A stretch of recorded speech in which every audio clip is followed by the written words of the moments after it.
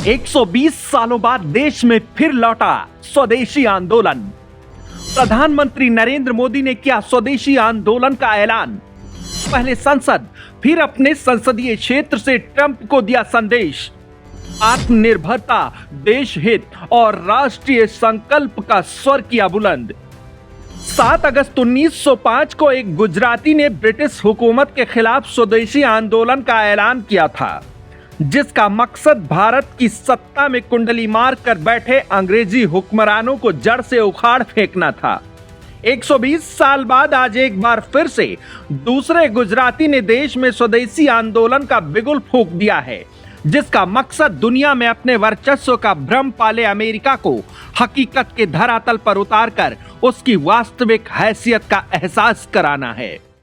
आज दुनिया की अर्थव्यवस्था कई आशंकाओं से गुजर रही है।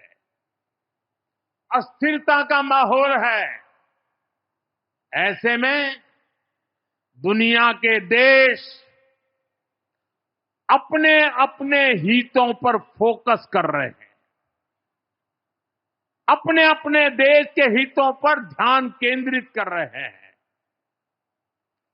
भारत भी दुनिया की तीसरी सबसे बड़ी अर्थव्यवस्था बनने जा रहा है।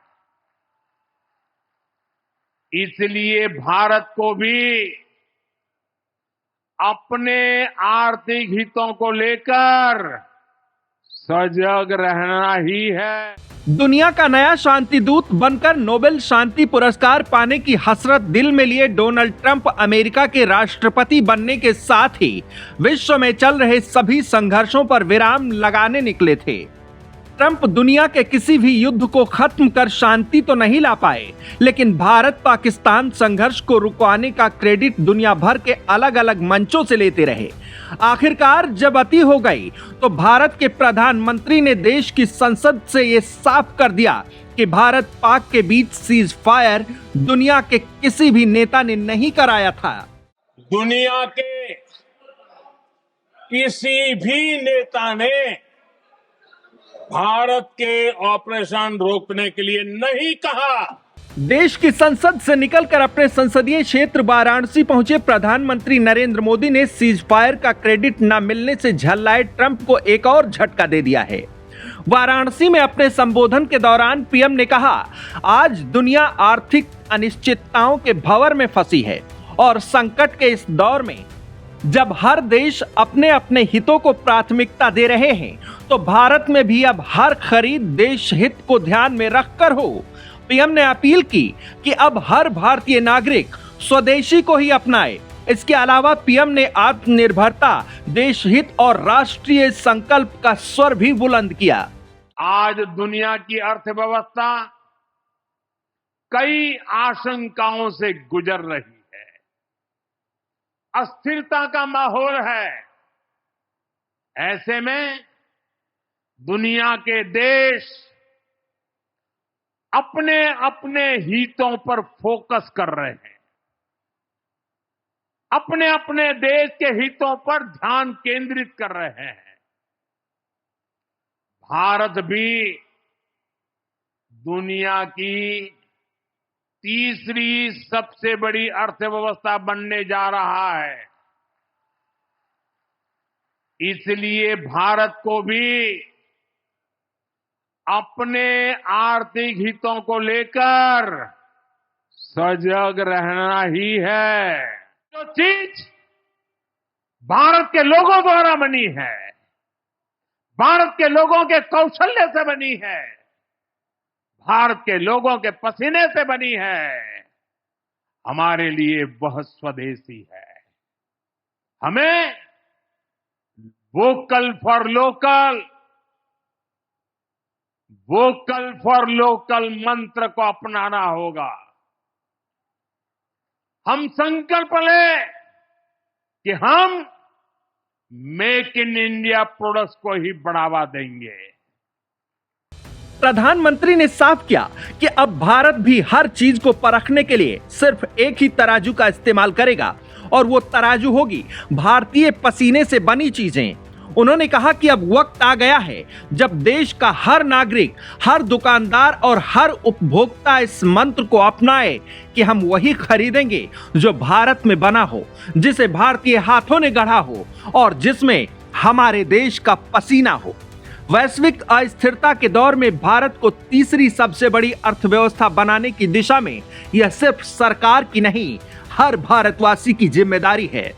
जो देश को तीसरे नंबर की इकोनॉमी बनाना चाहते हैं, ऐसा कोई भी राजनीतिक दल हो, कोई भी राजनेता हो, उसने अपने संकोच को छोड़ करके देश हित में हर पल, हर बार, हर जगह देशवासियों के अंदर एक भाव जगाना होगा, और वो है हम स्वदेशी का संकल्प लें। अब हम कौन सी चीजों को खरीदेंगे, कौन से तराजू से तोलेंगे? मेरे भाइयों बहनों, मेरे देशवासियों, अब हम कुछ भी खरीदे तो एक ही तराजू होना चाहिए। हम उन चीजों को खरीदेंगे जिसे बनाने में किसी न किसी भारतीय का पसीना बहा है। ये पहली बार नहीं है जब प्रधानमंत्री नरेंद्र मोदी ने देश से स्वदेशी अपनाने की अपील की है। इससे पहले भी प्रधानमंत्री ने छोटी आंख वाले गणेश जी का जिक्र करते हुए चीन को अप्रत्यक्ष संदेश दिया था। पीएम ने उस वक्त भी स्वदेशी अपनाने को ही सच्ची देश सेवा बताया था, और आज एक बार फिर पीएम ने साफ किया कि वोकल फॉर लोकल और मेक इन इंडिया को अब केवल नारा नहीं बल्कि व्यवहारिक जीवन का हिस्सा बनाना होगा। ऐसा करके पीएम ने अमेरिका का नाम लिए बिना ही उसे एक बड़ा संदेश दिया है। हम गांव-गांव व्यापारियों को शपथ दिलवाएं, व्यापारियों को कितना ही मुनाफा क्यों ना हो, आप विदेशी माल नहीं बेचोगे। लेकिन दुर्भाग्य देखिए, गणेश जी भी विदेश से आ जाते हैं। छोटी आंख वाले गणेश जी आएंगे, गणेश जी की आंख भी नहीं खुल रही है। होली रंग छिड़कना है, बोले विदेशी। हमें पता था, आप भी अपने घर जाकर के सूची बनाना।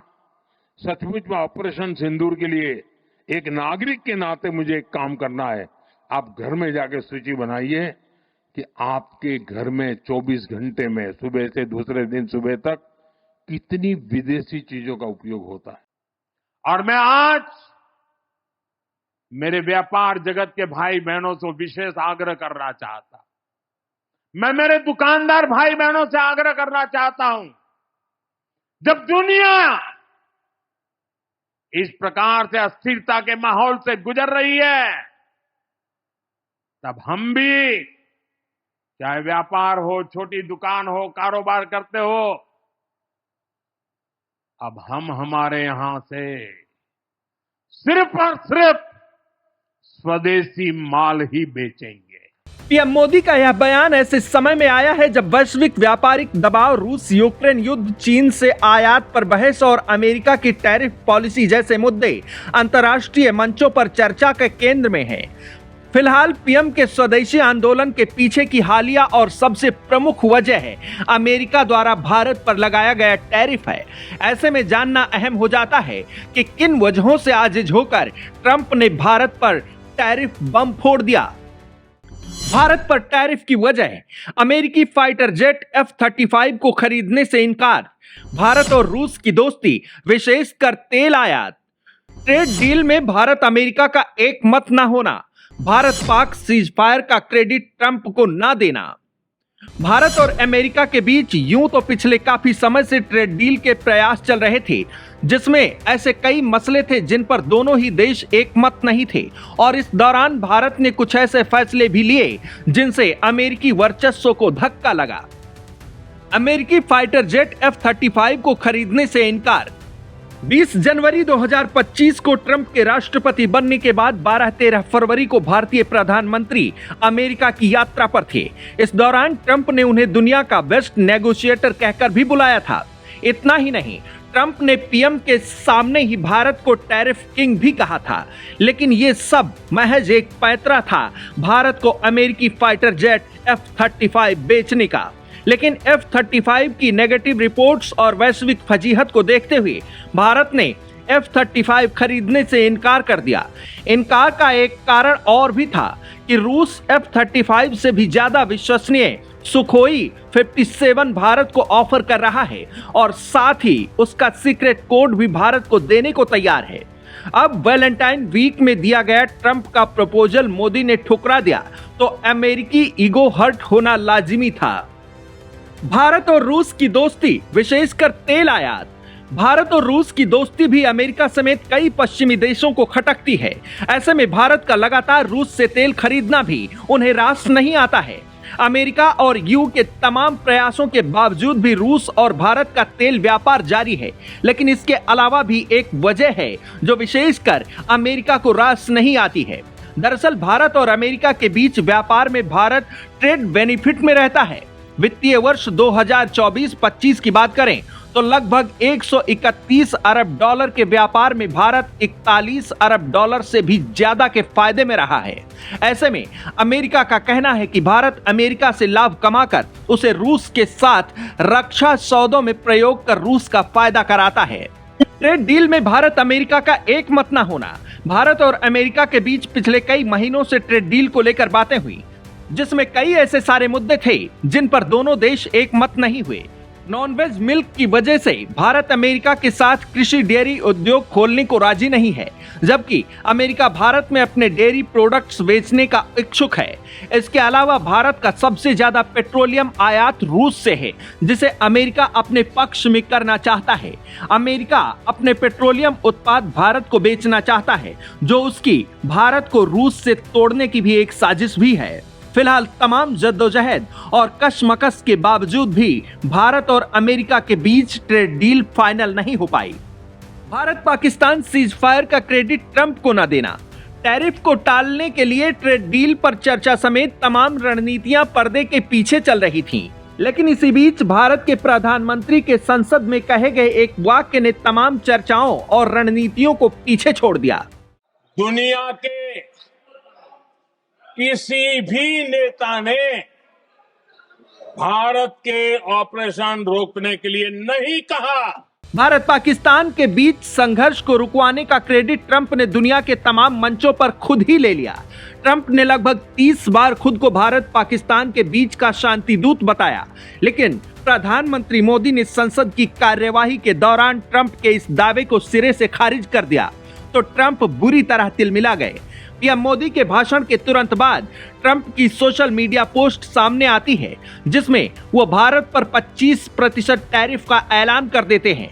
एक समय के लिए तो ऐसा लगा जैसे ट्रंप टाइप करके ही बैठे थे कि इधर पीएम बयान दे, उधर उनका पोस्ट आ जाए। तिलमिलाए ट्रंप के प्रकोप का असर ये हुआ कि प्रशांत महासागर से उठी टैरिफ की सुनामी हिंद महासागर पार कर भारत तक पहुंच गई। एक नजर डालते हैं उन सेक्टर्स पर जो ट्रंप के इस ऐलान के बाद प्रभावित होने वाले हैं। किन किन सेक्टर्स पर पड़ेगा असर? स्टील और एल्यूमिनियम, टेक्सटाइल और garments, James and jewellery, auto parts और मशीनरी, एग्रीकल्चर प्रोडक्ट्स। फिलहाल ट्रंप के इस फैसले ने भारत के अंदर शताब्दियों पहले शुरू हुए स्वदेशी आंदोलन की अलख एक बार फिर से जगा दी है। तब और अब के स्वदेशी आंदोलन में समानताएं भी कई हैं। दोनों ही आंदोलन अपने अपने समय की सबसे बड़ी वैश्विक ताकतों के खिलाफ हैं। दोनों का मकसद लगभग एक है।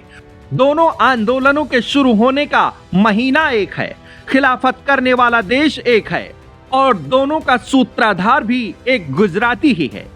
नतीजे की बात करें तो 20वीं शताब्दी में शुरू हुए स्वदेशी आंदोलन और महात्मा गांधी की सविनय अवज्ञा के प्रहार से भारत छोड़ने को विवश हुए अंग्रेज आज अपने नीरस अस्तित्व के वशीकरण में इस तरह सोए हुए हैं जैसे किसी ने लोरी गाकर सुला दिया हो।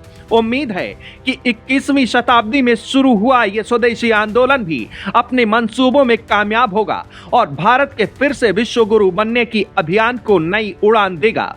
डेस्क रिपोर्ट, आज की खबर।